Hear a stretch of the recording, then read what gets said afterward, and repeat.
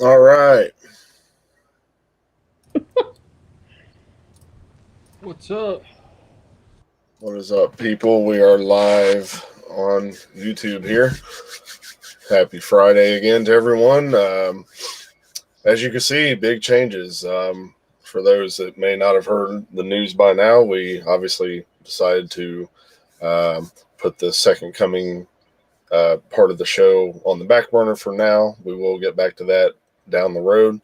But as you might be able to tell, we are back to the main Kiss discography, and we decided to call this "You Wanted the Best" this time around. We also have a little extra surprise segment coming up for you too at the end of the show. That's going to be something we do every week that should be fun and kind of exciting. And could probably cause a lot of arguments, but we'll see what happens with that. Um, so yeah, obviously we're still, you know, all about the interaction. That's why we wanted to go back to the main discography. We had a lot of feedback for it, so definitely want you guys to, keep on sending in your votes and rankings for all the albums. Keep on. We're still doing the polls on the Facebook page for the greatest Kiss song. Keep on voting for that. Please spread the word. And again, the door is always open. Anyone that wants to come on the show for any of these albums, just drop us a line. We'll be glad to, fit you guys in and, jump in on the discussion. So, all right. So, we are excited to be doing this finally again. Kiss and Tail. Hey, how's it going? How's it going? Peace out. New name to me there. So, thank you for checking us out. Hope you enjoy it.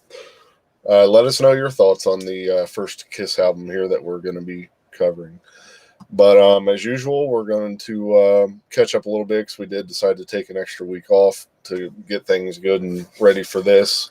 So, of course, as always, we got some polls to catch up on, and I don't know if there was any other comments or not that had popped up. So we'll do all of our catching up, and then we'll get into it. Yes, indeed. Yeah, there actually were a few comments on the Loaded Deck episode, which was the last one we did a couple of weeks ago.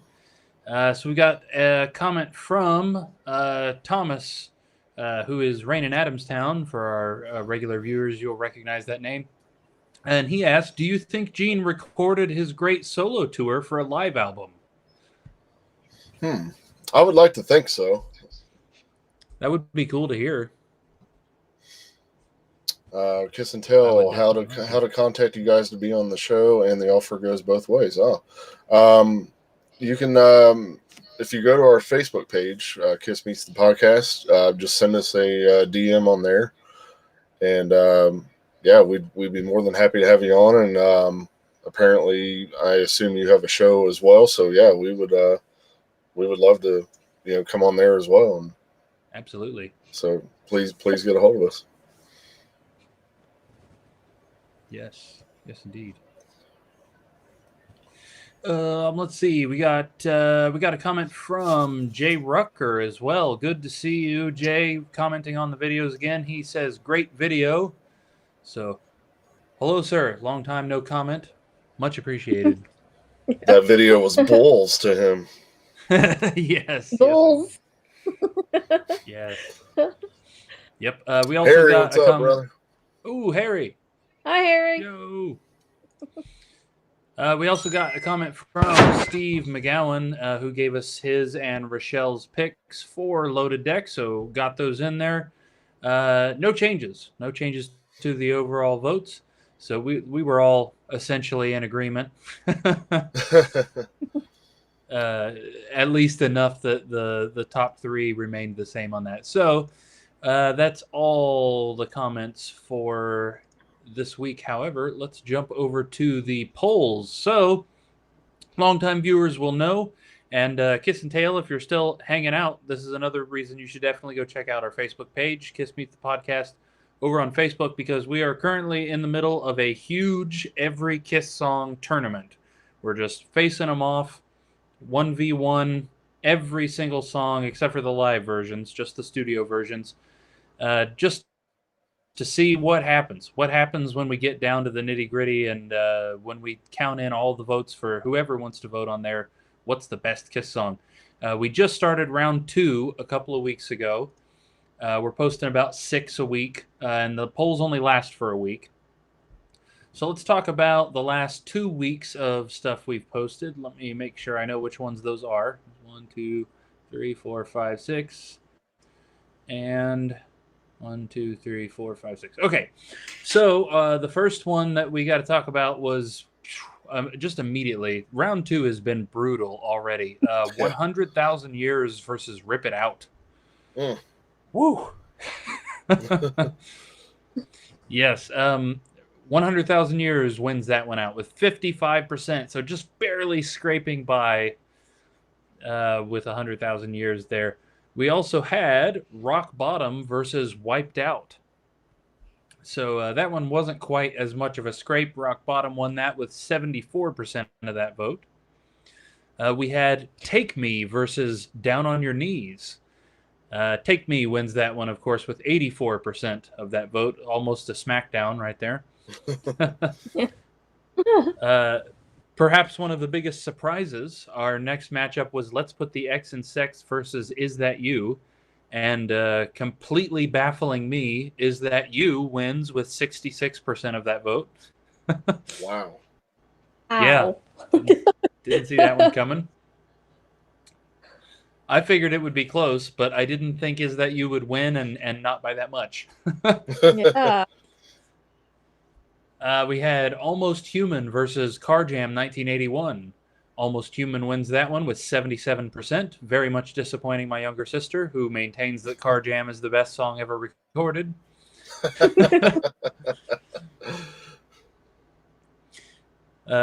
Cold Gin versus Rain. I think we all know where that one went. Cold Gin wins that one with 83% of that vote. Woo! Well. Yeah, we're getting some weird sound effects going on.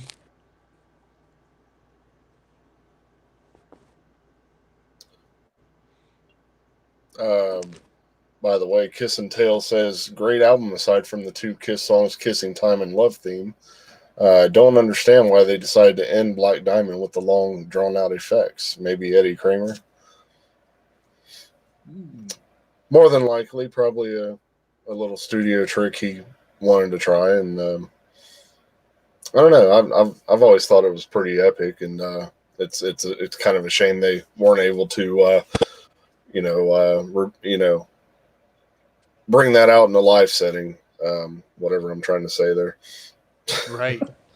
I'd be very curious to hear that without the tape slowing down effect. I like the tape slowing down effect, but I'm just curious what happens as after the tape has faded out and has been slowed down. How did they actually end that song live in the studio? I'm curious. Yeah, because we discovered that video recently where someone had sped it up to normal speed, and there's that weird little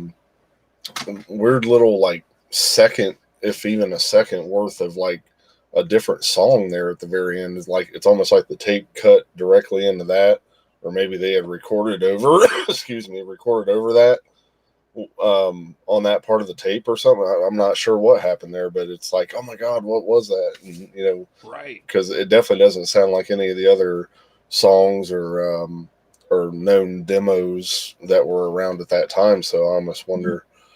So, but yeah, as far as what they did in the studio, I don't know. Did they eventually just ring it out and stop or whatever? But yeah, right.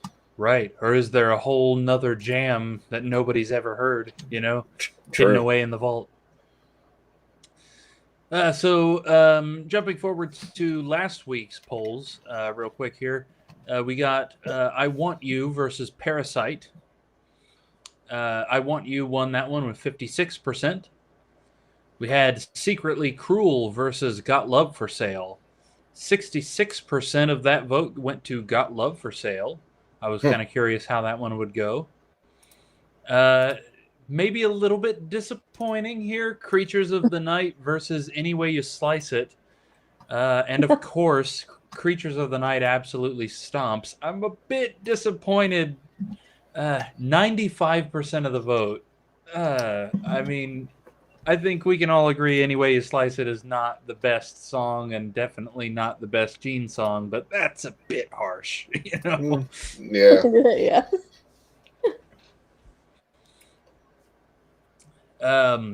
A bit surprising on the next one, we had King of the Mountain versus I Just Wanna. King of the Mountain takes it with 61%. I honestly expected that to go the other way. Yeah. We had Take It Off versus Love Theme from Kiss, which we'll be talking about later today. Take It Off wins that with 71% of the vote. And our final poll from last week, we had 2000 Man versus Speedin' Back to My Baby. A couple of ace classics there. And 2000 Man takes it with 55%. So again, just barely getting past there. All right, so if you go to our Facebook right now or after this video is done, either one, you can go over to the Facebook at any point in this next week, and there are 6 polls posted on there right now you can vote on. We want as many votes as possible, so jump over there, get your vote in right now, and then keep on the lookout for more of these. The ones we have posted right now are New York Groove versus Calling Dr. Love, Strutter versus God of Thunder, in case you were wanting a kick in the balls this week. Bulls. Yes. She versus While the City Sleeps. My favorite one, which is hilarious for this week, is Love's a Slap in the Face versus Love's a Deadly Weapon. Yeah. Yeah, what are the odds? These were randomly generated. That was genuinely not on purpose. Exciter versus I'll Fight Hell to Hold You. Do what? The fact that one of those is going to go to the 3rd round by proxy is just sad. Yeah. Yes. Yes, Exciter versus I'll Fight Hell to Hold You. And finally, Tonight You Belong to Me versus God Gave Rock and Roll to You Too. So that's our 6 from this week. You can vote on those right now. Look forward to seeing the results of that and talking about those next week. Again, just like when we were doing round 1, you know, we build the following round as the previous round wraps up, and seeing some of the matchups for round 3 they're already I don't know. I don't even want to think about it. You know?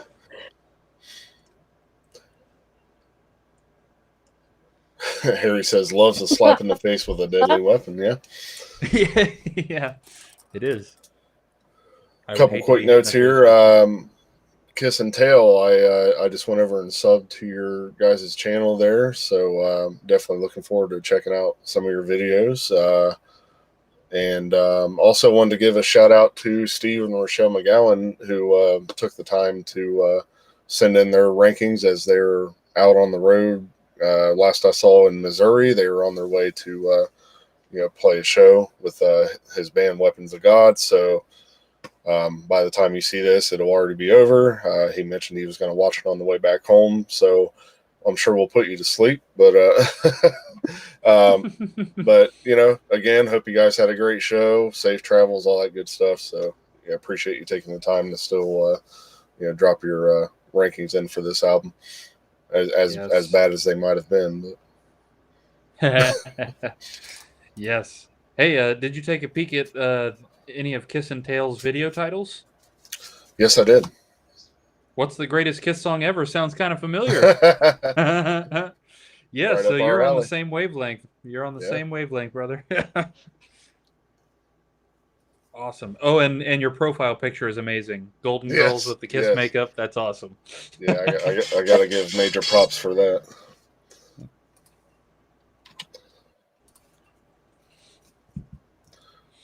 All right, so all right. Are we still doing the whole album info all over again and all that? Yeah, we might as well, in case anybody happens to pop in that doesn't know this stuff by heart. All righty. Yes. Also, to throw in an aside, in addition to Steve and Rochelle's votes, we also have my dad's votes and my younger brother Sam's votes as well. Awesome. Yeah. All right. So this is the very first album from American rock band Kiss, of course. It is also called Kiss. This album was released February 18th, 1974. This album was recorded over a 3-week period, depending on who you ask. 3 weeks according to Gene Simmons, 2 weeks according to producer Richie Wise. Either way, between October and November 1973. Except Kissin' Time, which was recorded in April 1974, interestingly, 2 months after the album's release. This was recorded at Bell Sound Studios in New York City and produced by Kenny Kerner and Richie Wise. Those two guys were working for Neil Bogart at Casablanca and produced both this album and the follow-up Hotter Than Hell. However, they were fired before recording Dressed to Kill. So where are these guys now? What happened to them? What else have they produced? Why don't they have Wikipedia pages? Very strange. What else we got here? That's right, we've got singles and stuff now. I'm used to our Second Coming stuff where there were no singles or chart information. So of course, personnel-wise, this is the core original Kiss lineup, one we haven't talked about for a long time now, of Paul Stanley, Ace Frehley, Gene Simmons, and Peter Criss. Interestingly, Ace is listed as doing backing vocals on Nothing to Lose and Cold Gin. I don't remember seeing that last time we did this. We also have Bruce Foster, who played the acoustic piano on Nothing to Lose and also additional guitar, doesn't say where. And then we've also got Warren Dewey, who was the fire engine operator on Firehouse. Yes. Need to find that guy because I need a sample of a siren. Yes. Yeah. Yes, exactly. We got this album got to number 87 on the U.S. Billboard charts. It was on the chart for 22 weeks, but it never got above 87, which is interesting. Yeah, this album is only, to this day, this album is only certified gold, which is surprising. Wow. Doesn't make sense, even with all the reissues and anniversary editions that's come out since. And right. We do have 3 singles here: "Nothing to Lose," "Kissin' Time," and "Strutter." Very cool. Kissin' Time was a single? I don't remember that. That's funny. That was basically the whole reason they went in and recorded it and added it to the second pressing. Because again, back then, it was a whole different, what am I trying to say? Promotion machine behind Kiss. The way they promoted them, everything was, the way they would announce them in concert. Put your 2 lips together and kiss, and having that kissing contest. And there's those old original pins that are lips with the Kiss logo, and so they were pretty literal about that whole Kiss, so Kissin' Time and blah blah blah blah blah. And then she kissed me. Right. Couple comments here from the live audience. Kiss and Tell says apparently Gene was flipping through TV guides to find names for song titles, according to Bruce Kulick. So that must have been for Any Way You Slice It, then, I guess. That makes sense. And then Chief Broken Arrow. I'm a little surprised by the results of Creatures versus Any Way You Slice It. Creatures should have won by 100%. It's my favorite all-time Kiss song. Love the podcast. Thank you very much. Thank you very much, Chief. And good to see you again. Yeah. Love the channel name. Yes. Creatures is amazing, Kiss and Tell. Yes, that's definitely my favorite. Yeah. Definitely. All right, so before we jump into the album, let's take a quick listen here. I pulled up, I don't know, some of you may have heard this, some of you may have not, but it's an original radio piece for the first album. Little promotional thing there that they used to play. Pretty cool. Let's take a quick listen. If it'll play. Why aren't you playing? Bear with me a second here, people. Sorry.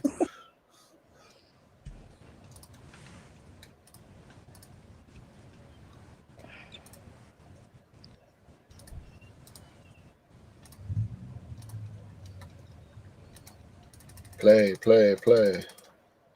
Okay, well, it's giving me trouble. I apologize. Anyway, moving on. Yeah, technical difficulties is a core essential part of our. It was something I just thought up at the last minute and was pulling it up here while we were doing all that, and apparently it's not letting me play it for some reason. But anyway, it is on YouTube. Check that out if anyone isn't familiar with that and hasn't heard it. All right, Yes, so absolutely. Here we go. Into the first album once again. So of course, we start off here with Strutter, and this one is number 7 for me. It's a classic track. Always love the drum intro, of course. But I don't know. Lately, the studio version just kind of doesn't quite do it as much for me anymore. I mean, I don't hate it, but there's just something I feel that's kind of missing versus the live version. Again, like if I'm going to talk about, say, the drums, just like Peter's doing a lot of extra fills on the live version that isn't on the studio. It's just too plain and straightforward. And, I kind of wish that the demo version that originally was done by Eddie Kramer, I wish that would have been basically what was put on this album, because it had such a rawer, if that's even a word, rawer, more raw sound. It was balls. Yes. To the wall. Well, could you imagine if Eddie Kramer had just produced this album? The difference that would have made, I mean, it's a damn shame. Like, I don't know what the story is, like what happened, why he suddenly wasn't able to, or what he was working on instead. But man, it just should have been him. Like, and like I said, if anything, they should have just took those demos and, I don't know if maybe back then they could do it as well as they can these days, but clean them up enough and put that on the album. Yeah. Yeah. Strutter's number 7 for me this time around. Again, I don't have our past thing to compare it to for what I ranked it back then, but number 7 this time around. It was also number 7 last time.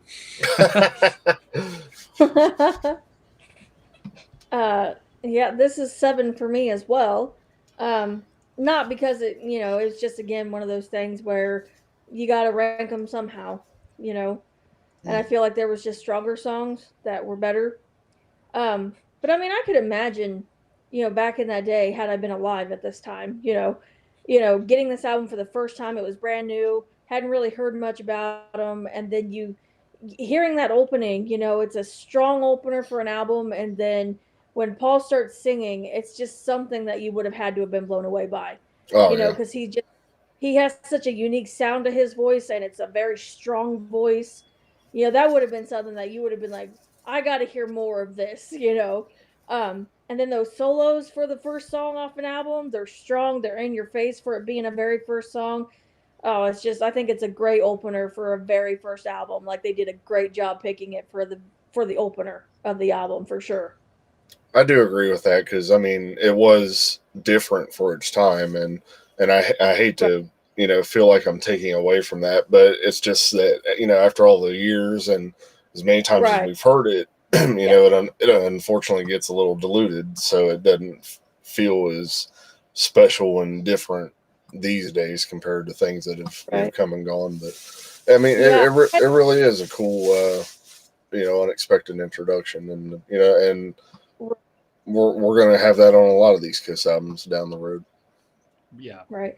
I hadn't really heard a whole lot of Kiss before I really met Luke, and really got into them a lot. But I can remember getting Guitar Hero 2 for the PlayStation, and this song is on there. Mm. And I always loved playing it. I always thought it was so much fun playing this song. Like, it was always one of my favorites to play because it was just a lot of fun. Yes. Yeah, that's all of my notes are kind of based around this idea of coming at this from the perspective of somebody who's heard this album 1,000 times rather than somebody who's hearing it for the first time or hasn't heard a song like Strutter very much. Interestingly, this song is also my number 7. Here we go again. Yeah, we're starting out. You wanted the best with all three of us agreeing on the very first track. And yeah, I think it's just that. This song would absolutely catch me, I feel like, if I were coming at this without that song having been beaten into my brain for the last 29 years of my life. That's it's not a bad song, but now I prefer the ones that have little details that I haven't noticed already because I haven't heard them as much. So a song like Strutter feels a bit paint by numbers. Objectively, it's not, but that's what it comes down to, And and again, to I guess give a little more credit to the song itself. The riff. The during the chord, the dun dun dun. Yeah. That's a great riff. It kind of heavy, and that first solo that we get from Ace on this song. Night. It's always a memorable one too, and again, when it comes to this whole album, it's nothing about hating a song or whatever. It's just right. Again, it's more about taste and where we're at this particular point. So Literally, Harry says, "Shame on you, Savannah." And I don't know why. Just in general. I'm so confused. Oh, okay. Bulls. All right, next is Nothing to Lose. Number 3 for me. Just always love this song. As I'll say again in future episodes with certain songs, I love these upbeat, just feel good type of songs that Kiss writes. It's just, again, this studio version catches the magic unlike the live versions that they've put out. I never cared much for the live versions. I mean, they're not bad, but it's just missing that magic with the studio, like with the piano and the way Peter's background vocals and the stuff he's saying over the track just comes in, and it just always hits me. Every time you hear it, it's coming on, especially if you put the album on, and it just puts you in a good mood no matter what. Just always love this track, and it's, to me, it's kind of like, to me, this was their first anthem, before Rock and Roll All Night came along and really made it big. But I feel like this was their first anthem and never really gets that kind of credit to be known as such. Right. Kiss and Tail says Strutter is good, but I'm thinking Douche should have been the opening. I wouldn't have been mad. Yeah. Yeah, a great opening for sure. Yeah, it's kind of because, they were definitely already opening shows with Deuce at this point, so it kind of makes you wonder why they didn't decide to, open it with Deuce. Right. But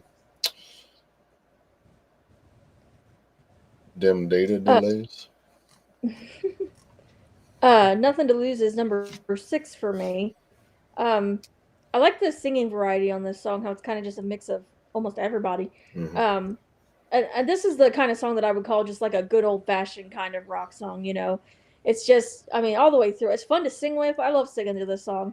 And then, I just like that jazzy feel that it has sometimes. There's just, it hits these parts where you're like, yeah, like, and at that time, that would have been a normal kind of sound, And so I like that they were able to, like, interpret that jazzy feel into it, but it's still a rock song, So I always like that about it. And I love singing with this one. It's so much fun. Yes, this song is so indicative of early Kiss, and it just captures what was so good about them when they first came out so well. Yeah. Yeah. Uh, Number two for me, this is one that I really gained an appreciation for when we started playing these, as I'll say 100 times throughout the rest of this episode. This, for me, the main riff of this song is one of the many times that I could use to challenge the people who say that Kiss were crap musicians. This riff is hard. This is Yeah. not something a beginner could play. It just isn't. You know, and that's all there was to it. It's a weird time signature. It's the fingers kind of got to move around. Knowing that Ace didn't use his pinky on his fret hand means this would have been doubly difficult for him, and he still pulls it off to a T. Yeah. Yeah, and then of course the playing on the way Peter's voice is, that raspy Rod Stewarty kind of voice. It was just perfect for this, to go ahead and play on it like that was genius. Yeah, and then of course, when I got old enough to realize what they were talking about, listening to the lyrics, I'm like, oh yeah, this is Bulls. yeah. Bulls. Oh yeah.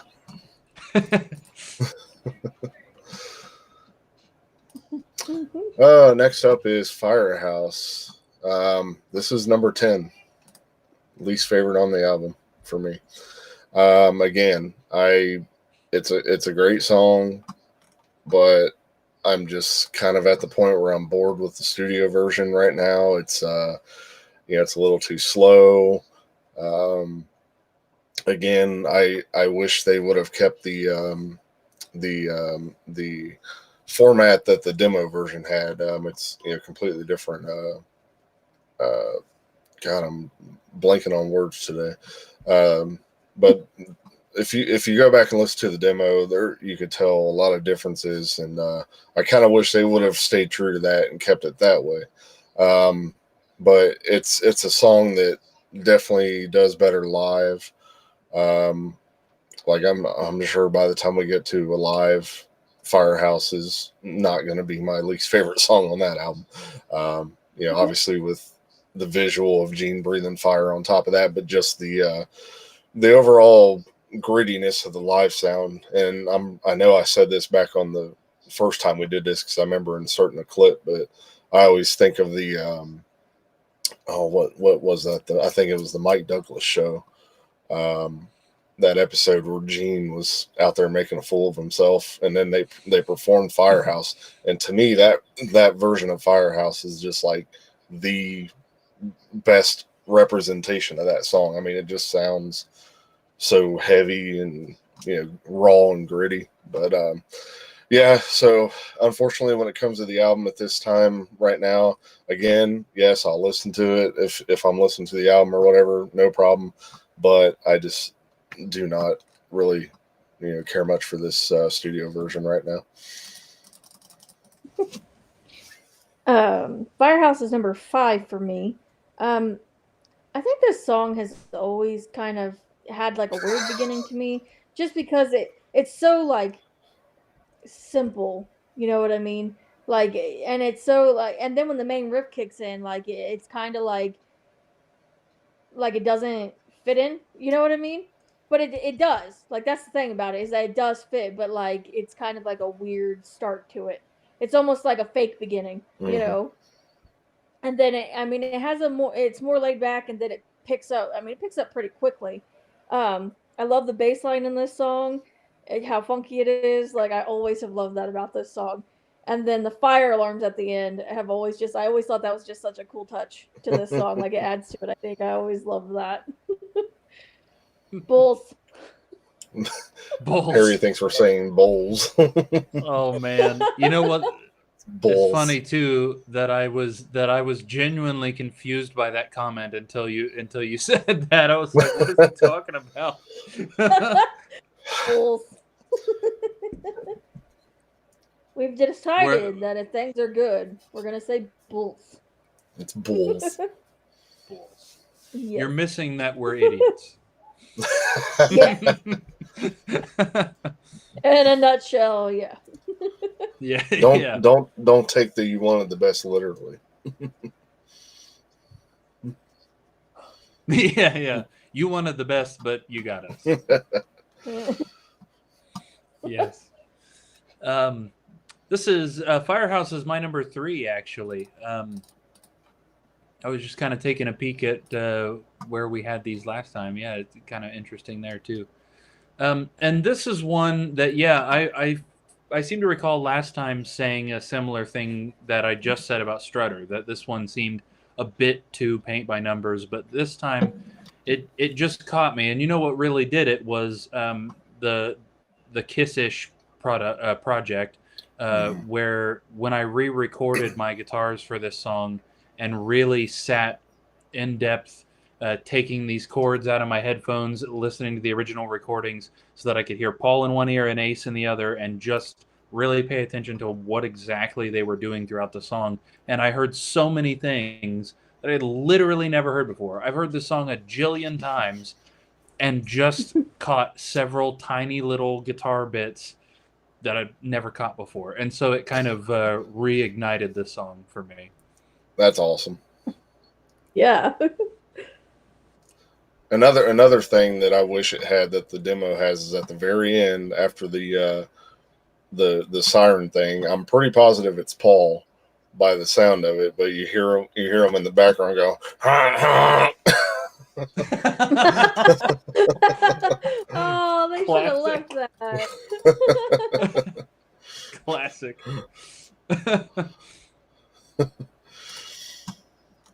Let's see. Next up, Cold Gin. Number 6 for me.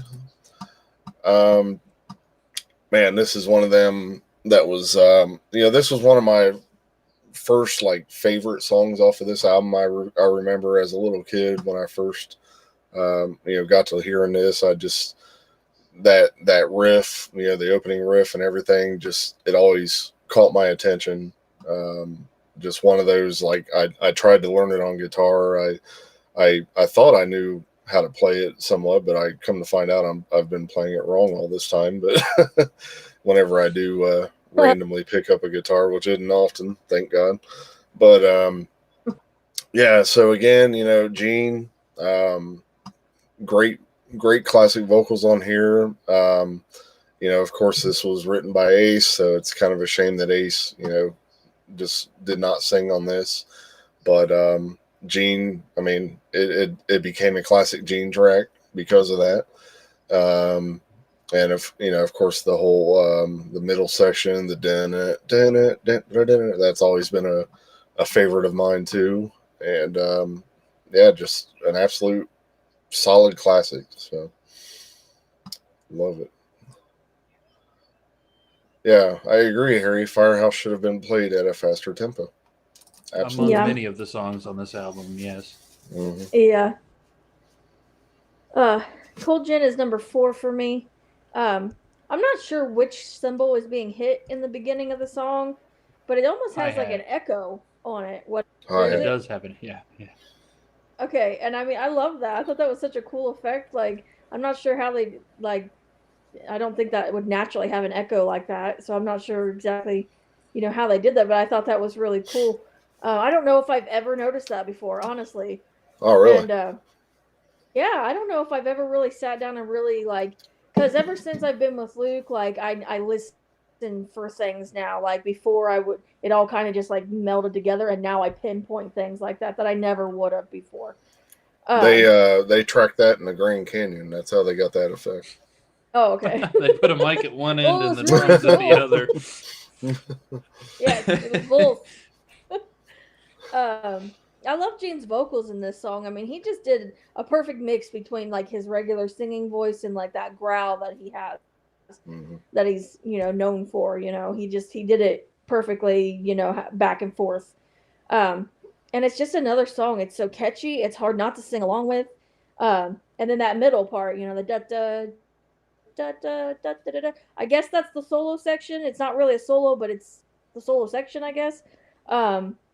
Yeah, I love that. That's my favorite part of that whole song is when they do that. You know, they play it once through, and then when they play it again, how it's kind of higher. Like, I love that. That's so cool. Yeah, that is true when you say that, because live they did basically add a solo section towards the end, but then for the studio, I guess that would be considered kind of the somewhat Ace solo, if you want to call it going that. off. Yeah. Yeah, Right? Yeah. Luke actually recreated that effect on the hi hat for the version we just recorded for our little Yep. project. So it was pretty cool to hear that. Yeah. Yeah. Yeah. Yes. Number 6 for me as well on this one. This is one that has gotten a tiny bit played out for me. It's that middle section that saves it for me as well. This is one I really feel like would have benefited from a better ending. Just fading out on the main riff is a little bit like, yeah, we couldn't really think of anything else, so I guess here's this. I'm glad live Ace soloed over it, but yeah. Again, I don't really have a genuine problem with this song. It's just this is another one I've heard a jillion times, so didn't catch me quite the same, Well, it does have that sudden ending at least, instead of a Right. fade out. That little like drum fill thing. Right. Well, the live version does, but on the studio version, it fades out. Mm-mm. Really? Yeah.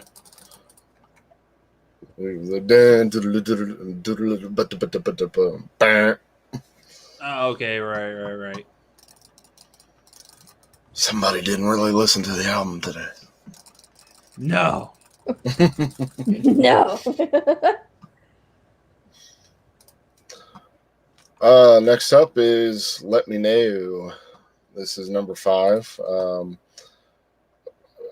Underrated song. And again, point blank, probably the main part of this song that I'm sure we'll probably all kind of agree with is when it goes into that little acapella thing at the end and that classic Ace rip, and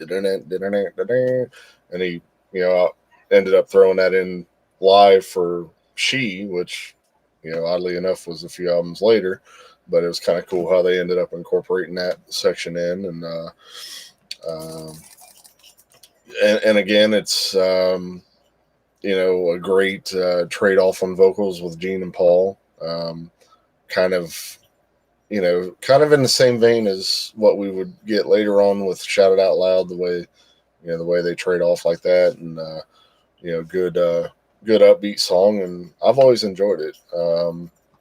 Just a really good flowing type of song. I like the solo section on there too. It's so catchy, and I feel like it doesn't quite get enough attention, and I wish they did put it on a live like it was originally planned to, but unfortunately not. But we just had to settle for bootleg versions. Yeah, this was number 8 for me. It's just it's fairly short, and I wish it was longer than it is. I love the bass line in it. Heard that before. And then, like you said, that the vocals at the end with that acapella sound, like I love that. And then when it picks up with the solo, I mean, it just.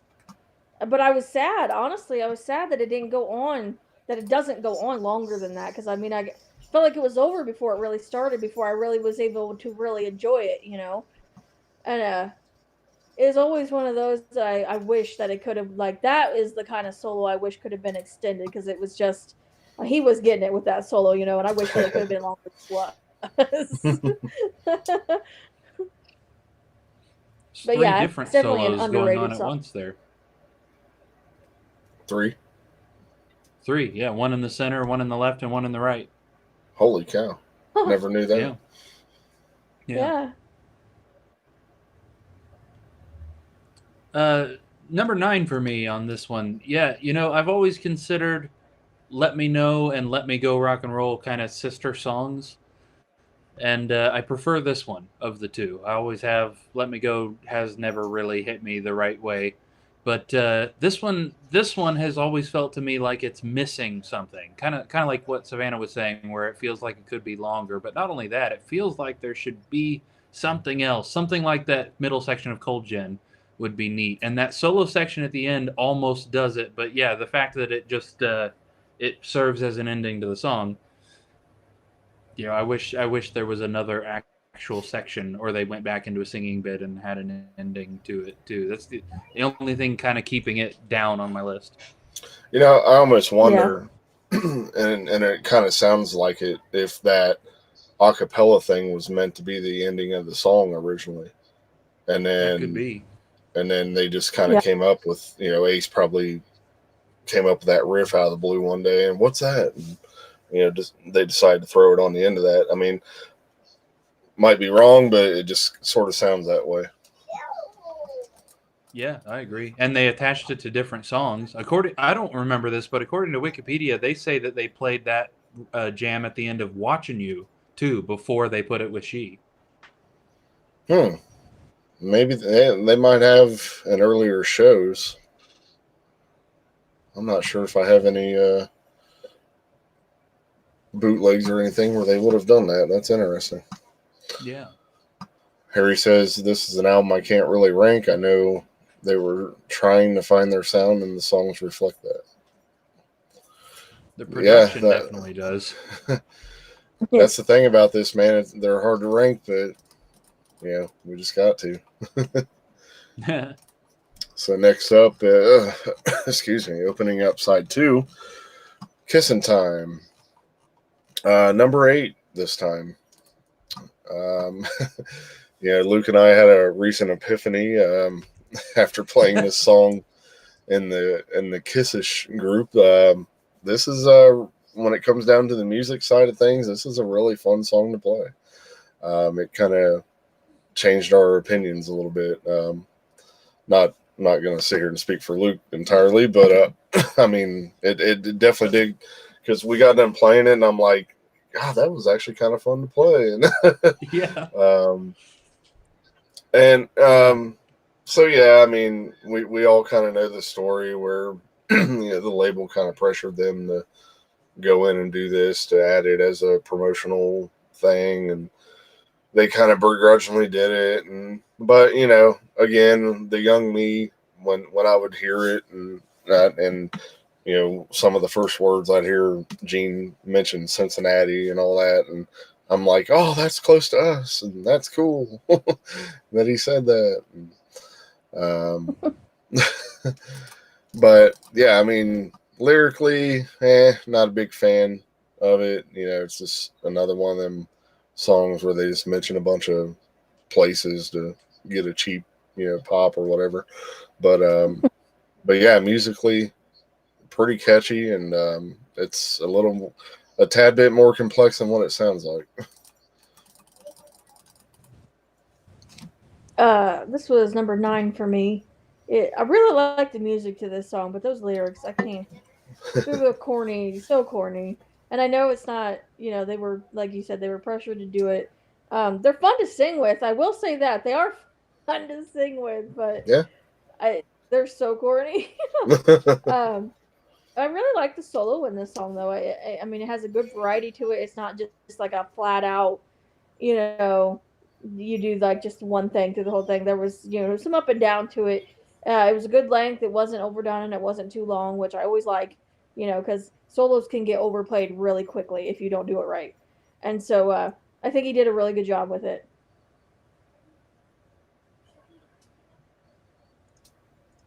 Definitely. Yeah, this one's actually jumped up to number 5 for me. This was dead last of both Eli and I's list last time. Mm-hmm. Looking along the rankings, both from this time and last time, it was pretty much at the bottom of everybody's. Yeah. Yeah. Now Jay Rucker's dad had it at number 4, and Aaron Philpott had it as his number 1. Wow. But yeah. But other than that, this is generally bottom of the bucket for people. And I think hearing this song, it sounds like a throwaway. You know what I mean? It sounds different than the rest of the album. It doesn't sound as good as the rest of the album, which is saying something for an album that production-wise doesn't sound that great anyway. You know, you can tell that this was a last second, we got to throw this together and get it out. and the fact that it's a cover song on top of that, and the lyrics are kind of dumb. Yeah, I can totally see why it's bottom of the bucket. But yeah, epiphany is exactly the right word for that, because even learning it prior to us practicing it, I was like, "Yeah, we got to play freaking Kissin' Time," you know. But it wasn't until we played it together as a group that it was like, "Geez, you know that the chorus is catchy, it's fun, it's a physically fun song to play." Honestly speaking, the Paul sings a verse, Gene sings a verse, Peter sings a verse thing is cool. That didn't happen very often. Maybe not again until You Wanted the Best, you know, to have all, like, basically all of them singing. Yeah, honestly, a bit angry with myself that I didn't give this song a better chance prior, you know? Yeah, I know it's crazy after all these years, and that was literally my first time playing it on a drum set. It's just one of them things where you just know it in your head, and it's just like finally playing it back, and you're like, oh my god, what's going on here? Yeah. Wait a minute. Honestly though, like again, the kind of I hate I keep foreshadowing future albums, but I always felt like Kissin' Time they put more into than what they did with Then She Kissed Me, or even Any Way You Want It, as far as those like oldies that they covered at the time. I just feel like there's more to it, and yeah, I agree. I love the the solo section, and then when Peter's vocal comes in off of that, I like I can't ever figure out what he's saying there before Seattle, but like even just today listening to it again, I'm like, what is he saying? And I don't know why I never just look it up, but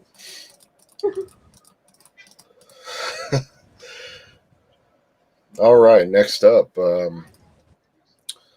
Deuce. Probably not too surprising. This is my number one. I agree, like we were just talking about earlier with Kiss and Tell. This probably should have been the opener to the album.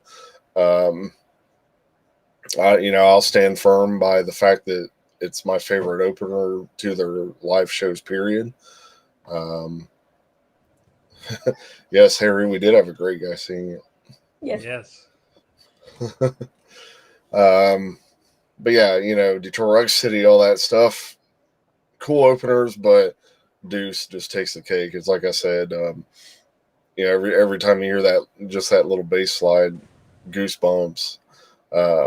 But as far as this version on the album, I remember,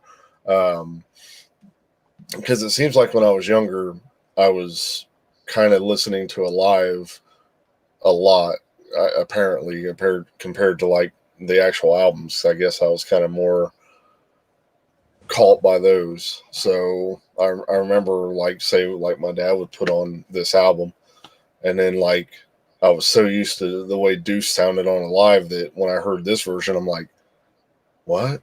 Like it just sounded it sounded a bit slower, and there was like the little extra like picking in that opening riff, that and that I don't notice on the live version, and just things like that were a little, it felt kind of off, and it was like, this is cool, but man, it feels slow.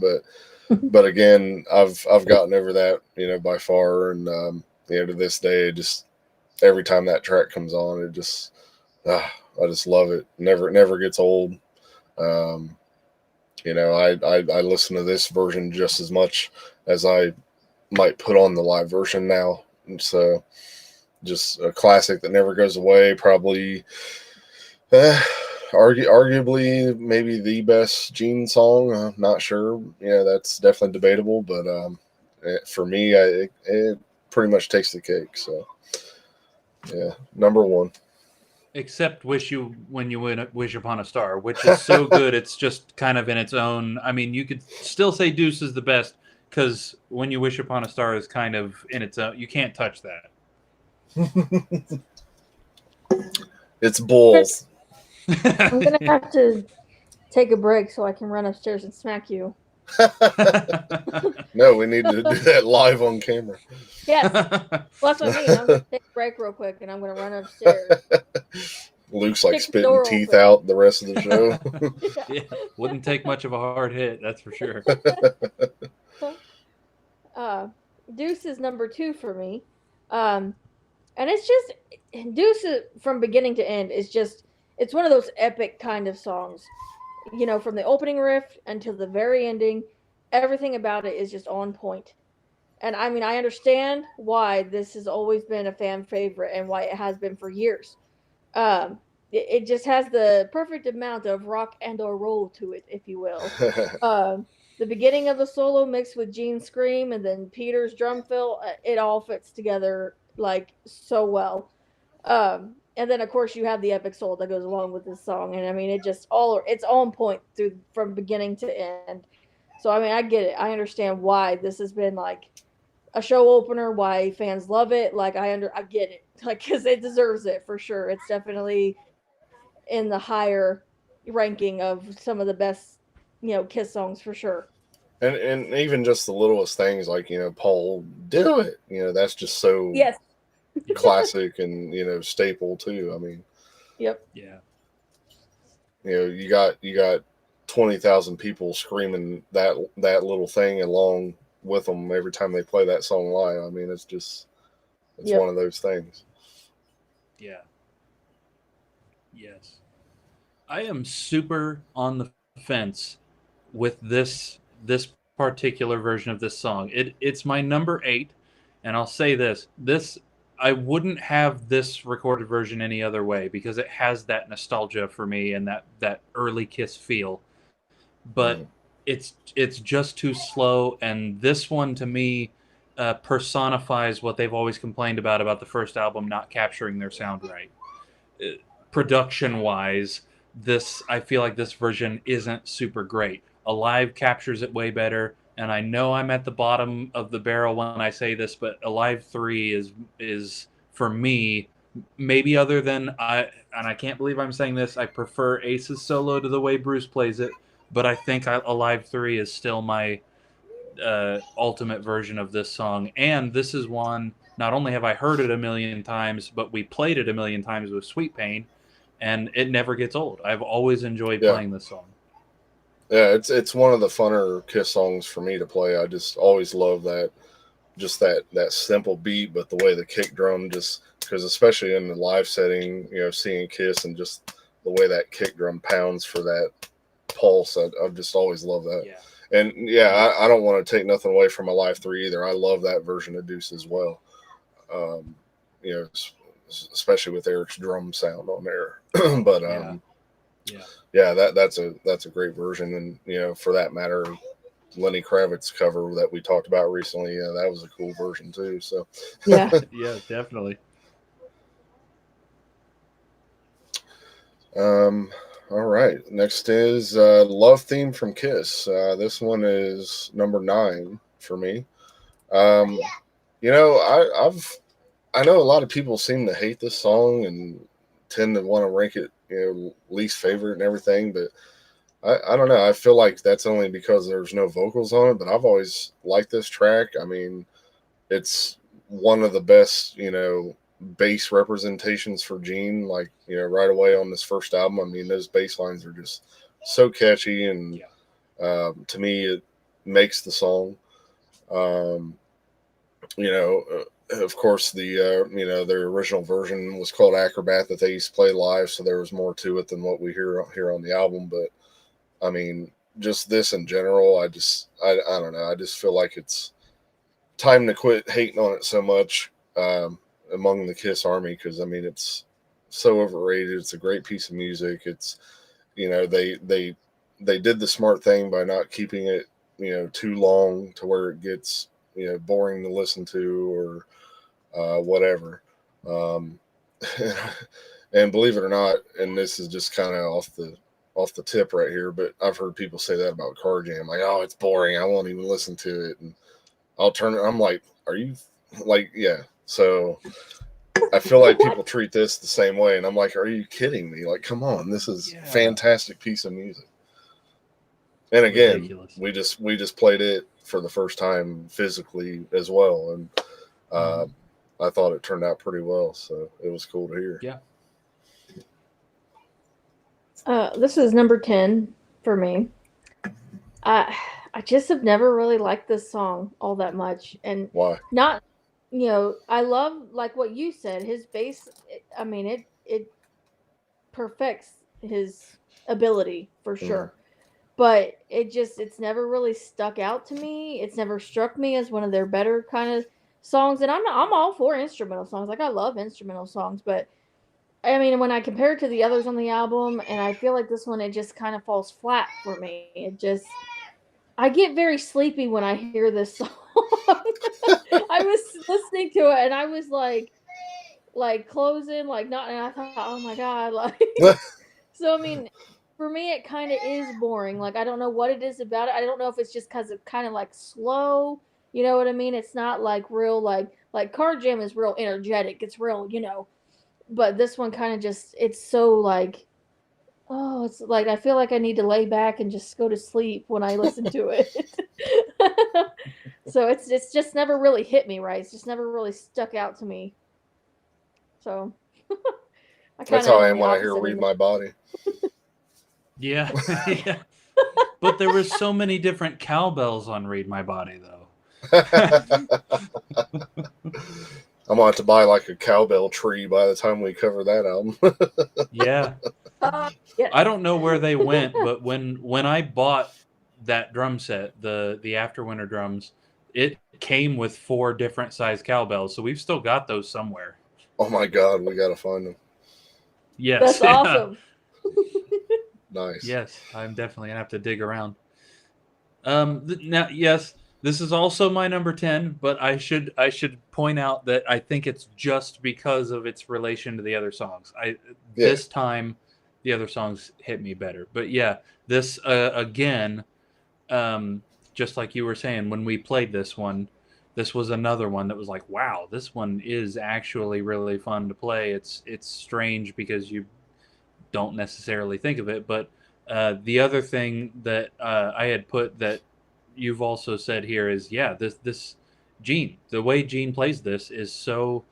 It's such a 70s. You couldn't be a bass player in the 70s and screw around like you could in the 80s. You could do whatever you wanted in the 80s. No one cared. In the 70s, you had to really play, and Gene does. This is yet another Yeah. song I would point to when people say Kiss are crap musicians. It's like, you find me a beginner bass player who could play the bass parts of Love Theme from Kiss. Then you get to say they suck. You know Yeah. what I mean? Yeah, I totally agree. I mean, I get that this is why it's usually at the bottom of the list because, yeah, I mean, when you're comparing it to all these other classics on here, I mean, obviously this album's basically a greatest hits album in itself. And, Right. yeah, it's not exactly a proper song and everything and the structure, but, but it is cool. I kind of wish, I kind of wish they would have done more little kind of unordinary things like that throughout the years on albums. Yeah, definitely. So next is 100,000 Years. This is number 4 for me. So Oh. again, I mean, Oh, I figured it was going to be your number 10. I thought it was going to be your number 10. I know you hate this song. it's bulls. Wolf. But again, speaking of Gene and the bass line, I mean, we come out of the Love Theme, and then all of a sudden, here comes this opening bass line to 100,000 Years, and you're like, okay, what's this? What's going on? And again, for me, it's the drums. I mean, that drum beat is just probably the perfect. Again, talking about a lot of people. There's people that like to put down Peter and his ability. It's like this is one of them songs where no. Listen to this, sit down and play it the way he's playing it, and then tell me how bad of a player he was. Because, yeah, later on, yeah, he had his issues and his playing wasn't the best. But these earlier years, the first few albums, he's doing some great stuff, and it was just perfect for the time. He was the right fit for the band, bringing that jazz element into it, but still heavy, and then with his vocals on, not that they're on this song yet, but we have heard them already. But yeah, and then of course, Paul comes in, another classic Paul vocal performance, and then of course the breakdown section, which obviously was stretched out more live, and that's tends to be a lot of people's.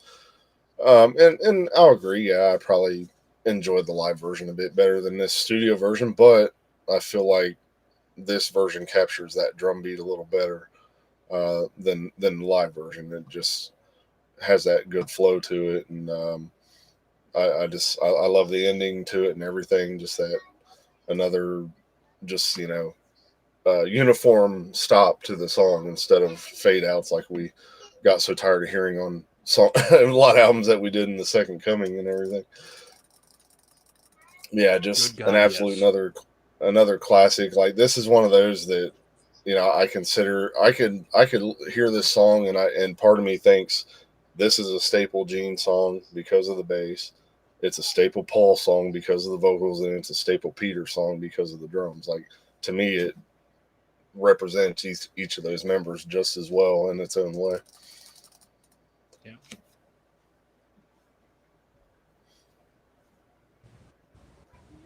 Okay. I thought real quick. Yeah, I thought you Sorry. were going to read his comments, Yeah, so I yeah. didn't say. Kiss and Tell says, I feel like 100,000 Years is the most intricate solo, not best, that Ace ever did.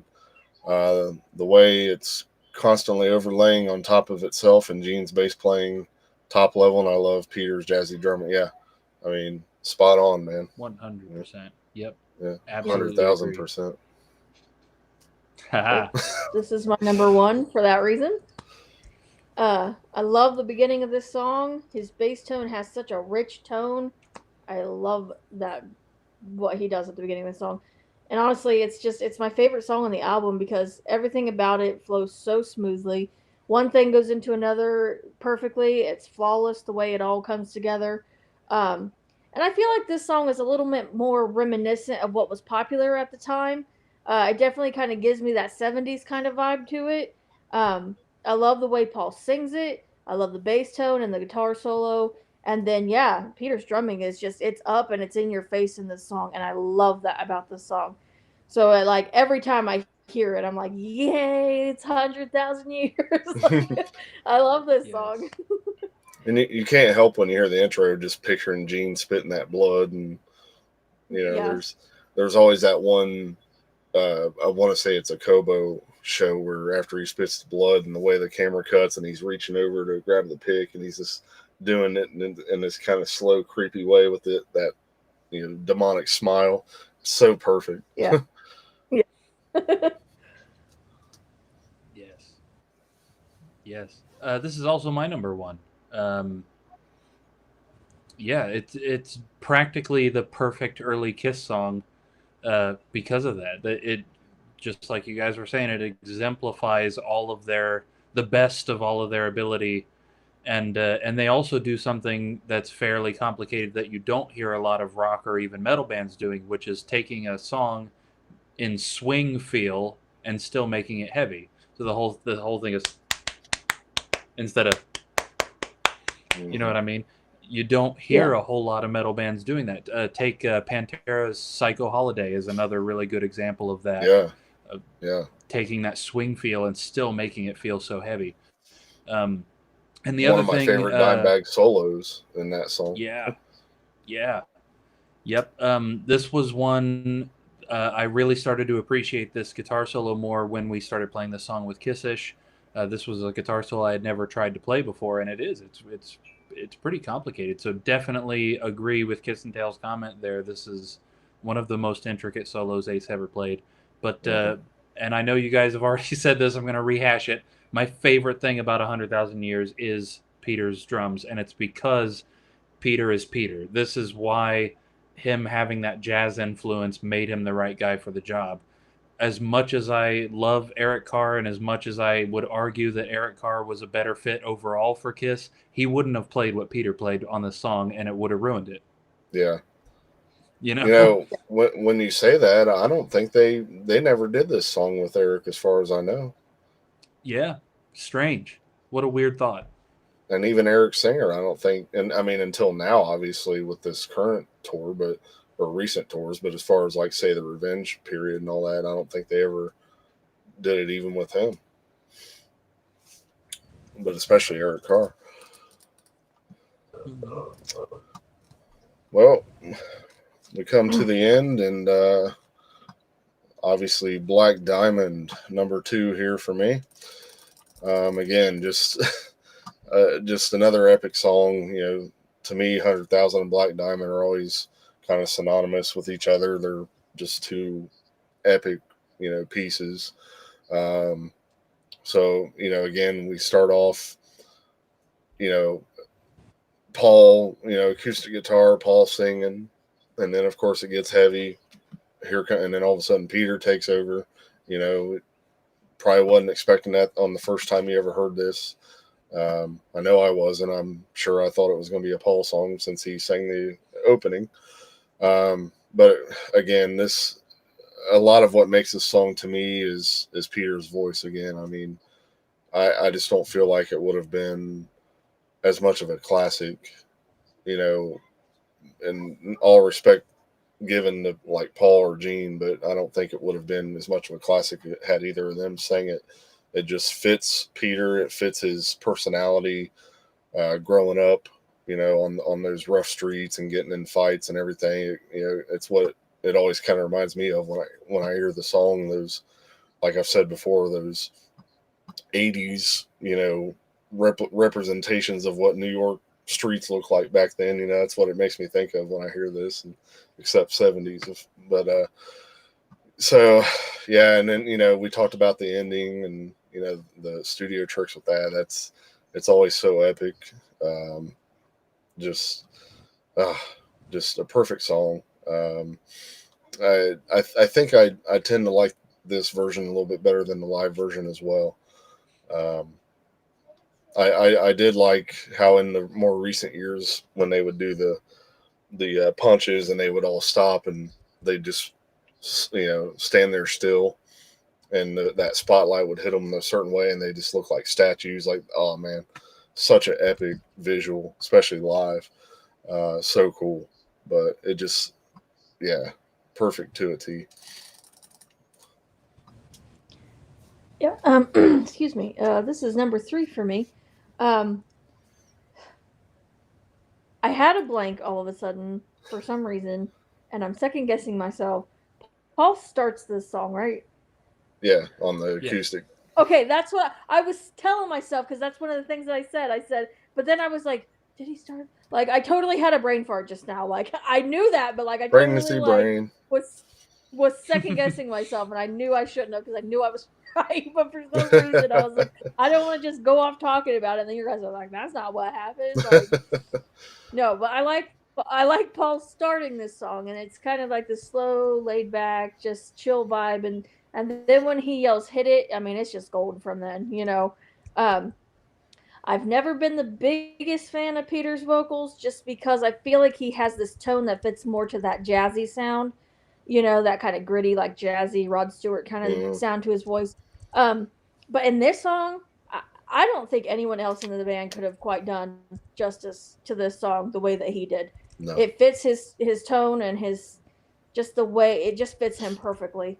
I love the solo in the song. It's great in the song. But I'm was it Kiss and Tell earlier? I think that said something about the ending, that long drawn out ending.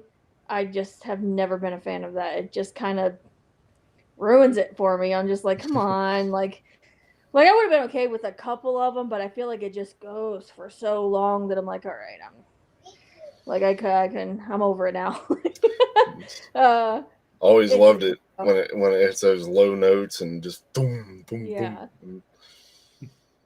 Yeah, I always think of all the Kiss documentaries that use that clip to talk about Ace and Peter's descent into drugs and alcohol. That's what I always think of. It's like a perfect like oh, things are getting dark now, you know what I mean? It's like all the Beatles documentaries always use that final note in Day in the Life when they're talking about John being killed. Yep. Yeah.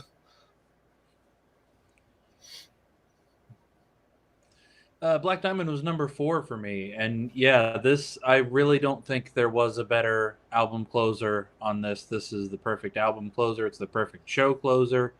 Um, I loved that we did that with Sweet Pain. That this was where we would stop before we'd come out and do the encores. Um, yeah, that's the unexpected Peter thing. The stops for the solos have always been one of my favorite parts. Um, and then uh, yeah, I've always loved that. I thought that the slowdown made for such an interesting album ending. Again, you haven't heard a whole ton of bands that have done that sort of thing again, and why not? Uh, I thought it was an interesting idea, even though it's impossible to recreate live, essentially. But I always picture too the Creatures of the Night ending, where they're all up on the tank and they're hitting that chord, and the tank is firing, and that was just one of the coolest stage aspects I always felt. Yeah, and that little that they added, that was always a cool little touch too. Yes. And again, all love and respect to Eric Carr and Eric Singer, but they didn't perform this song and do it justice as well as Peter did. I'm sorry, but the only good performance that I've heard that we talked about was on the Kiss My Ass with that orchestral cover. That was just epic. I loved that. Mm-hmm. It was so good. It's bulls. Yeah. Bulls.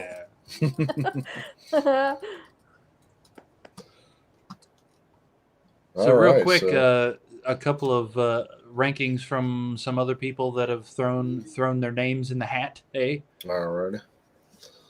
Just a real quick, the top 3 from my dad here were Deuce, Strutter, and Firehouse as his number 1. Interestingly,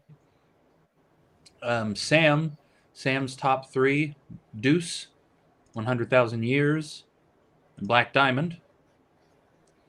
We've got from Steve McGowan, his top 3: Deuce, Strutter, and Black Diamond.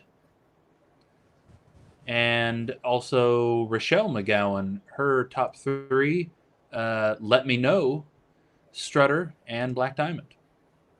Very cool. I was kind of shocked that Steve and Rochelle both ranked 100,000 Years at like number 9. I was like, wow. But Steve said he's like, I like the live version better. I was like, well, yeah, I can see that. Yeah, surprising. Actually, another thing in that vein, Sam's number 10 was Nothing to Lose. Oh, geez. Wow. Yeah.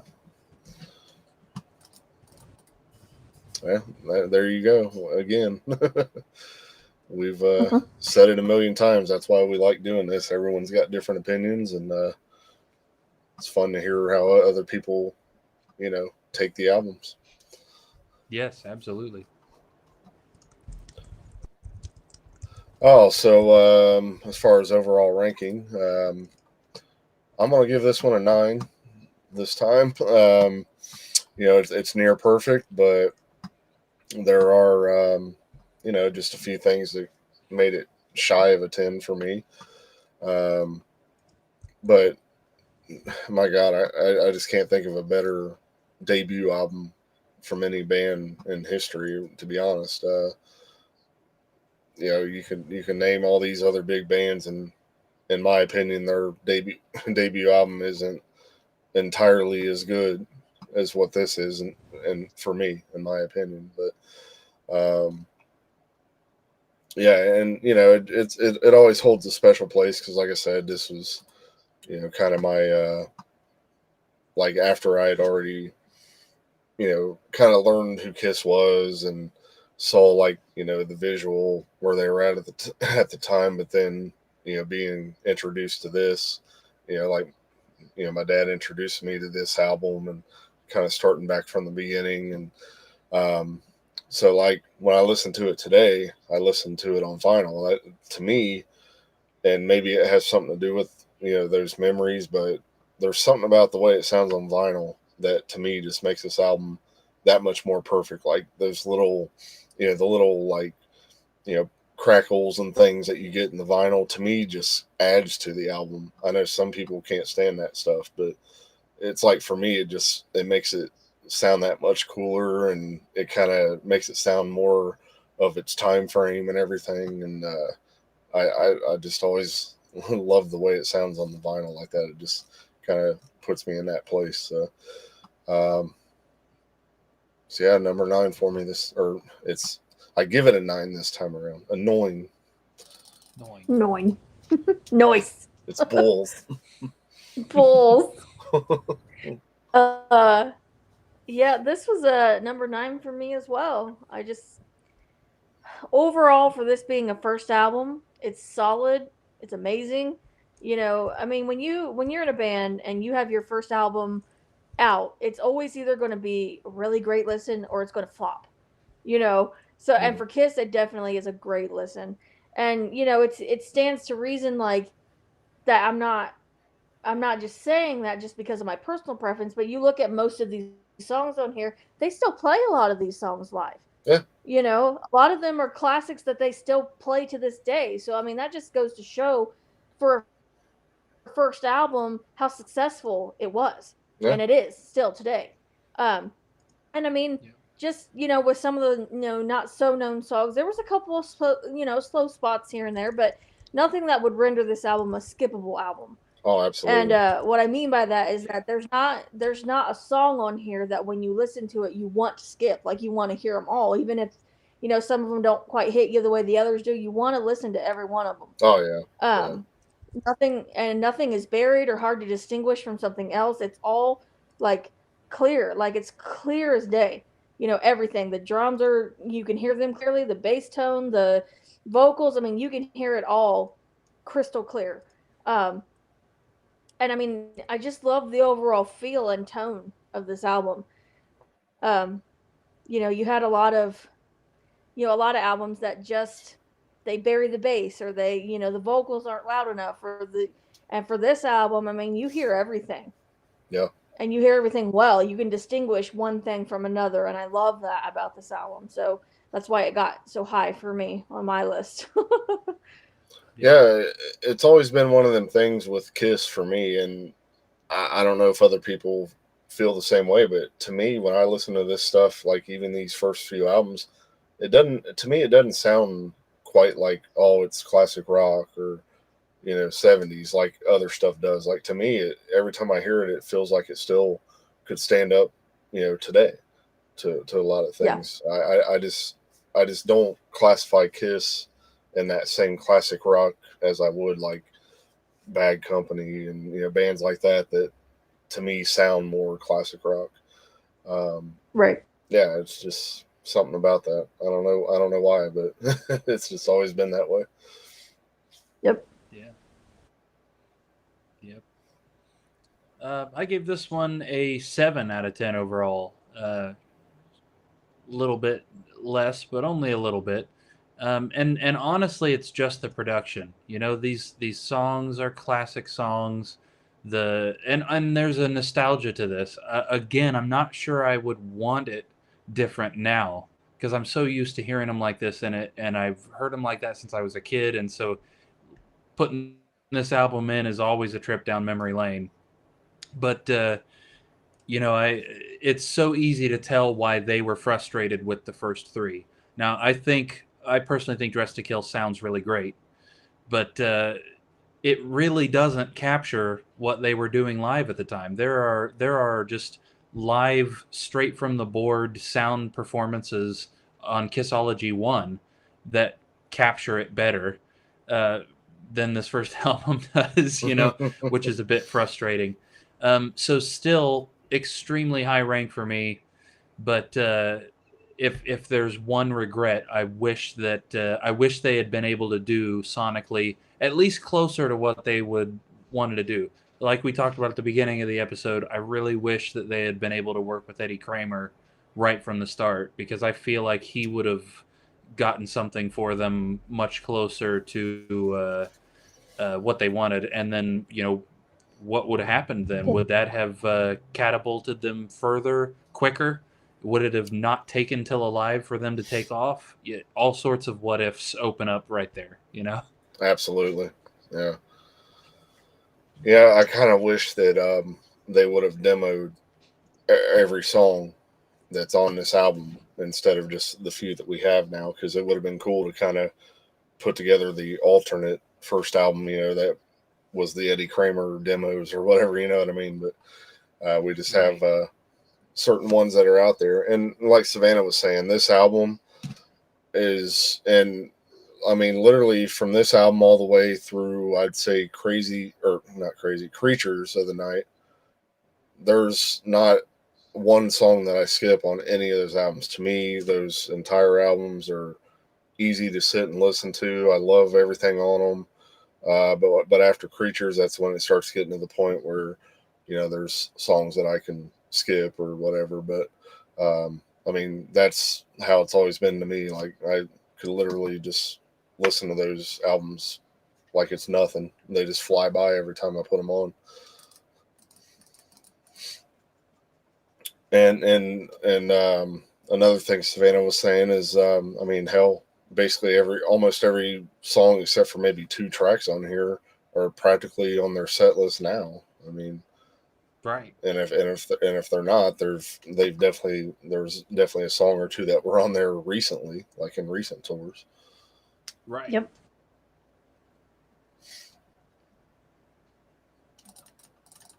I hope they open up with Deuce again when they come back around instead of Detroit Rock City again.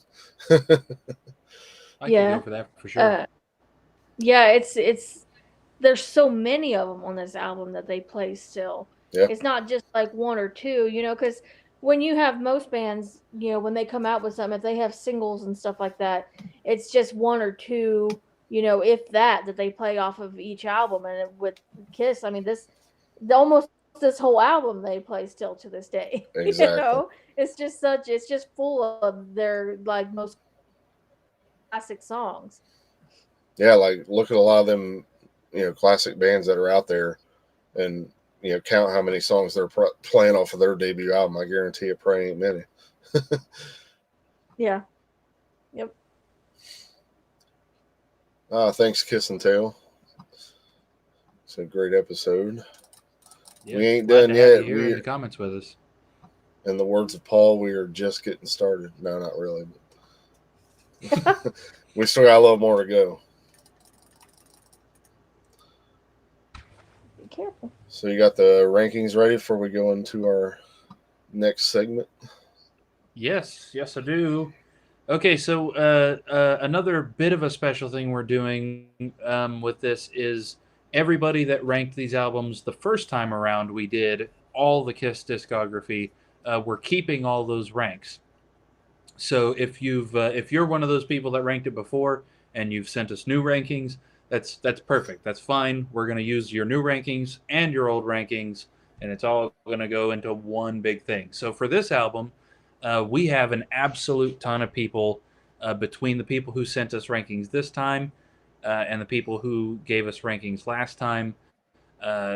These so much more went into this. It's kind of funny the difference coming out of our Second Coming stuff that we were doing and knowing the scores that some of those songs got, where we're talking like the song that got first place would be like maybe had 19 points or 20 points, and you want less points in this system. And then now our number 1 for this album had 49 points, and our number 10 had 185. It's funny to see the difference there. So first off, with all of the overall rankings we got, we ended up with an average overall ranking of 8.7 out of 10, which is pretty high. That is going to be difficult to beat.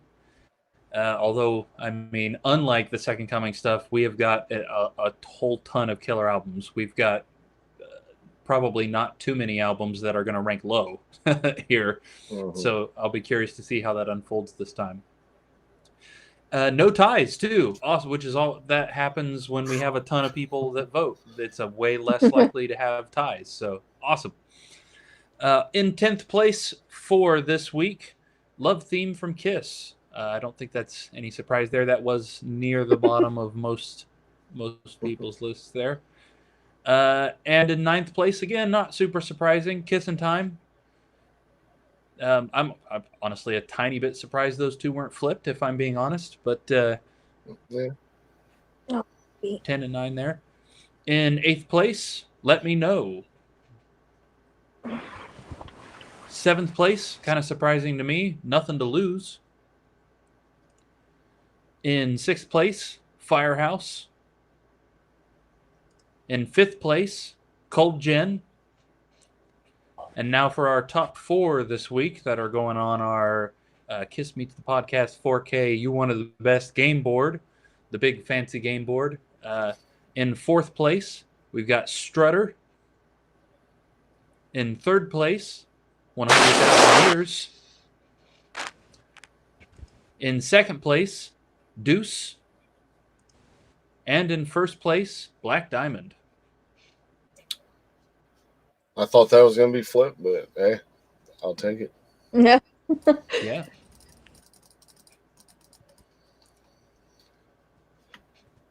All right, so it is time to debut a new segment that we have come up with for the show.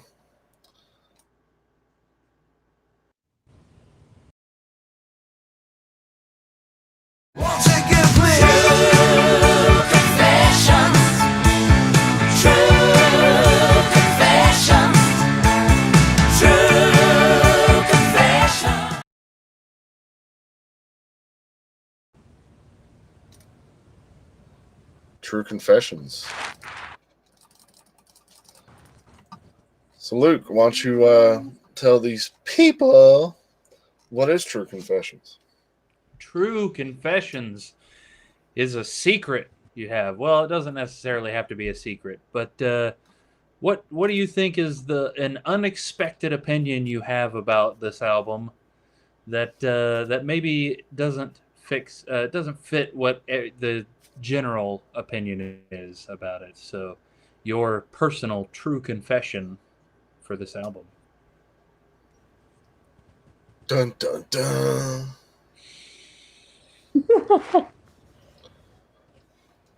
Well, do you want to go first, Savannah? Well, I kind of already told mine. It was the ending to Black Diamond. You do I not kind of like already. I spoiled the surprise. it. Oh no! Yeah, like that was my whole thing. Like now, I wish I would have saved it. Like, yeah, just that that long drawn out ending just kind of it just doesn't do it for me personally.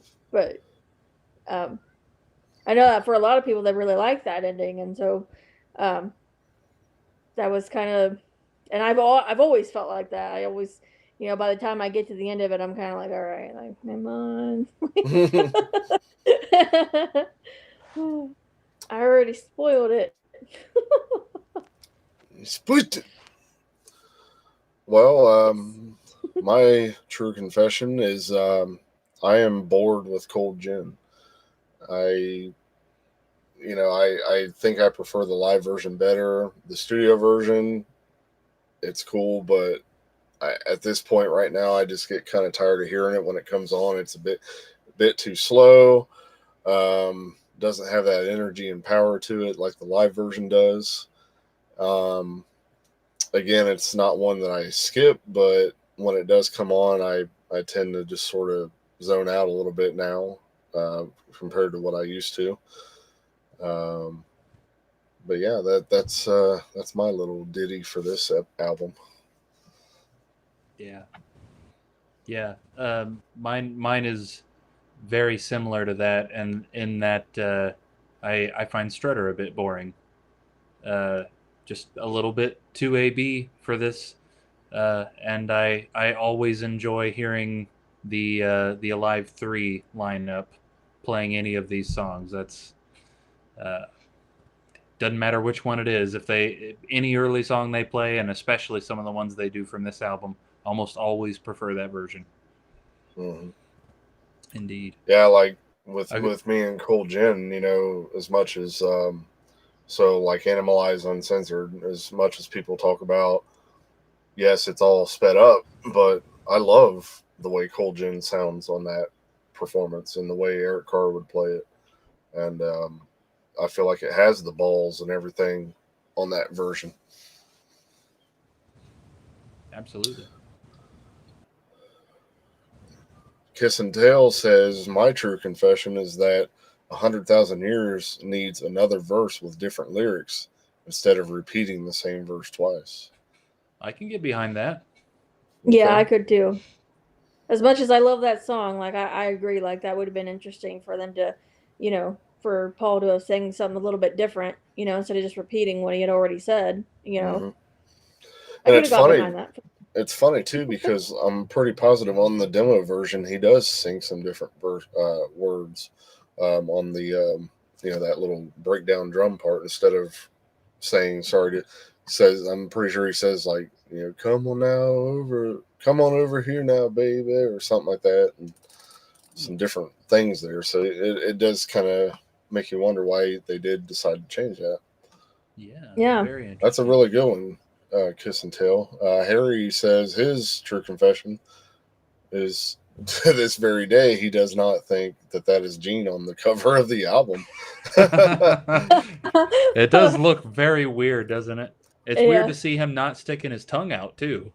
Yeah. You would think being a picture of the band that's what he would have been doing, but I guess again at this point that wasn't he didn't quite have that worked out as his stick, I guess, so much.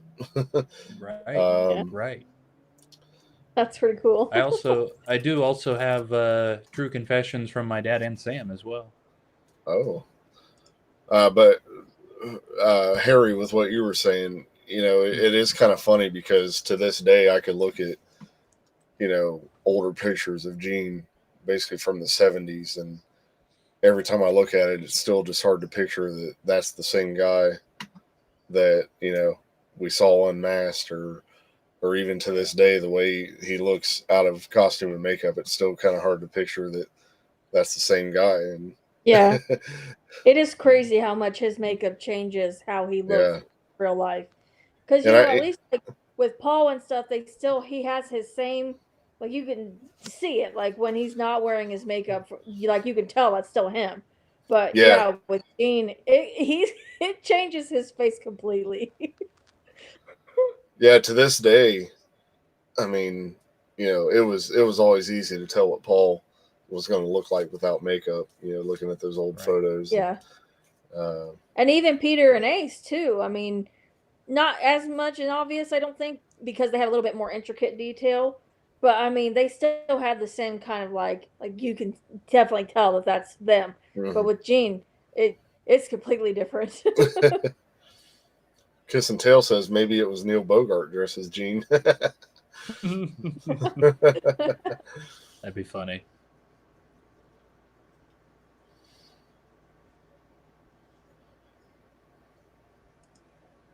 Well, what's Sam's true confession, Luke? Oh, let me pull that up. He says he thinks Black Diamond is not only the best song in the discography sung by Peter Criss, but also the best last song of an album in the entire discography as well. Wow. That's a good one. Because I was gonna say something along those lines about Black Diamond, how that might be the actual best ending to a Kiss album, period. And Sam, yeah, I gotta agree with that. Yeah, definitely. Also, Dad has said he really does not like the logo and the back cover design on this album. He thinks it looks tacky and cheap. Yes. He said he would also be interested in hearing a modern band do this album pretty much note for note, but with heavy guitars and modern recording and mixing technology. Kind of like we did. Now he thinks about it.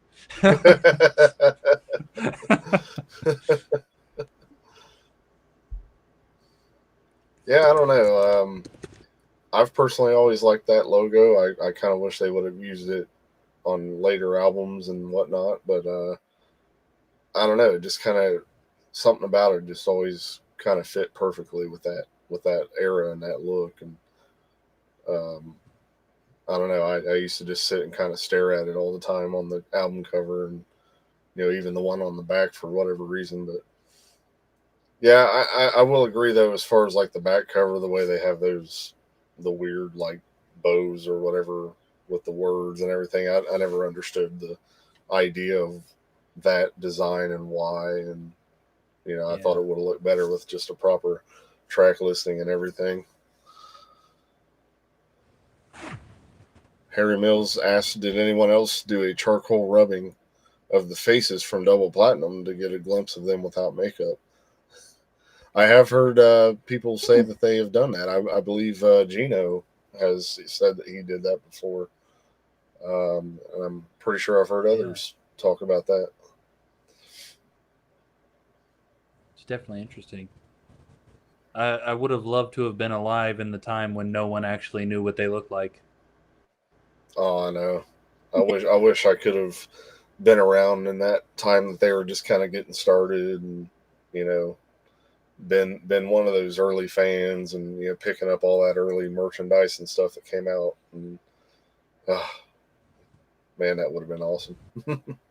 Definitely. It is crazy too how much that makeup makes them look so much younger than what they are. Yeah. Like when they put it on now, it takes like 20 years off of their faces. I swear to God. Oh yeah. It is crazy how like how much it just de-ages them when they put it on. Like it's crazy. Like ever since Gene had that plastic surgery done, and I saw him in the makeup for the first time after all that, I'm like, he looks like he's back in the 70s again. I mean, right? Because I remember he was starting to look a little rough before he had all that done, and I was like, right. Well, see, and I think that now, like I'll see pictures that Paul will post sometimes now, and I mean, you can just see his age on his face, the wrinkles, and just that you can see it. But when he puts that makeup on, that all just like it disappears. Yeah. I'm like, how did you manage to like make it look so smooth and flawless when when you've got that age to your face? How do you do that? How did you manage that? I still can't figure that out. Yeah. I swear their makeup has like an age defying quality to it. Harry said maybe he's dating himself on that question as far as Double Platinum.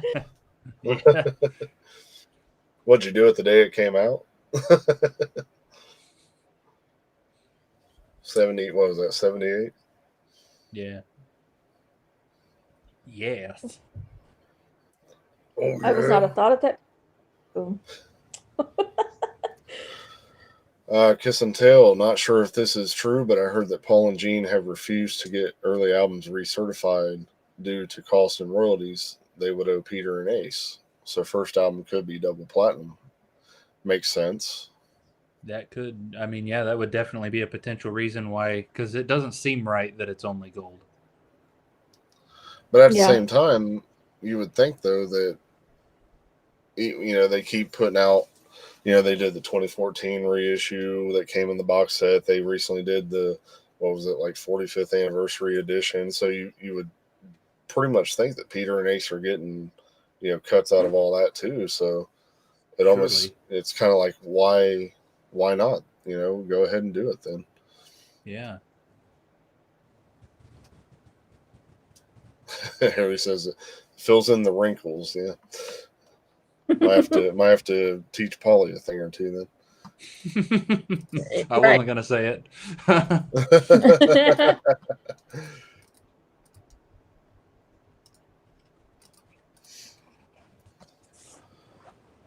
Well, just like that, we are once again done with the first album.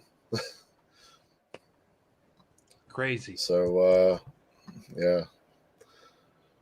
Well, I know next week we're going to be doing all kinds of discussion about production and whatnot. Very much so. That's a Yes. given.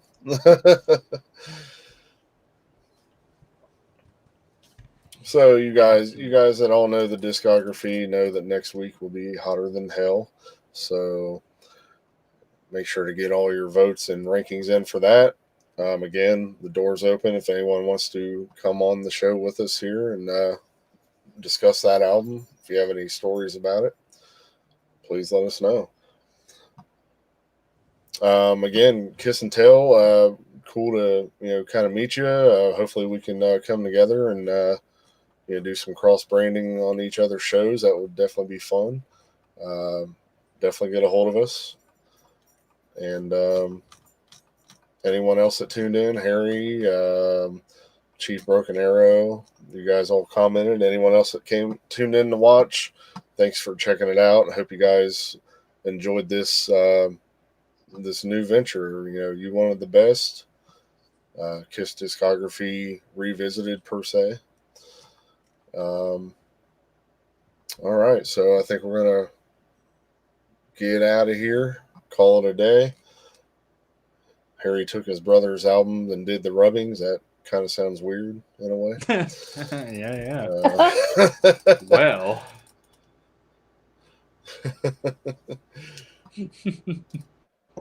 it was bulls. Everything's bulls. Wolf. All right, everybody. So we're going to get out of here. We'll see you next week for Hotter Than Hell. Think about your true confessions for that. We will definitely be looking forward to hearing them. So until next week, everyone take care, be safe, all that good stuff. And we'll see you then. Bye. Bye.